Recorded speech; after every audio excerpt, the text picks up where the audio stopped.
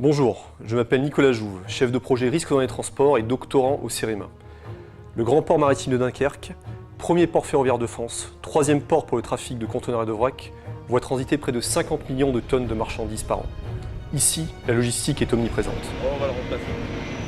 En France, la logistique génère un chiffre d'affaires supérieur à 150 milliards d'euros annuels et emploie près de 2 millions de personnes.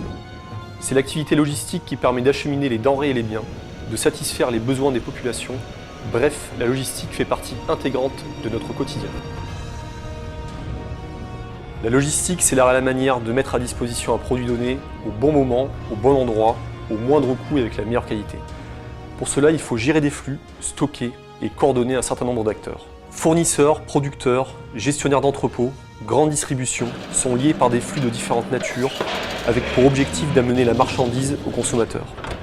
Ce sont des flux d'informations, de connaissances, d'argent et bien sûr de transport. On peut prendre l'exemple de la chaîne logistique d'un smartphone produit en Asie et qui passe par différents niveaux d'entrepôt avant d'être acheté sur Internet ou en point de vente par le consommateur. On voit que les fonctions et les acteurs logistiques sont nombreux et on devine la complexité des grandes chaînes logistiques internationales. D'autant plus qu'aujourd'hui, on a souvent affaire non plus à des chaînes, mais à de véritables réseaux logistiques. Cette complexité rend la logistique de plus en plus vulnérable, aux aléas internes comme aux aléas externes. Ces derniers ne sont pas imputables à une défaillance des acteurs logistiques. Il peut s'agir par exemple d'un aléa naturel, d'un aléa technologique, d'un aléa géopolitique, d'une cyberattaque ou d'une grève. Ces aléas sont inévitables, mais on peut chercher à réduire leur impact sur l'activité logistique. La question est comment? C'est la question centrale de ma thèse.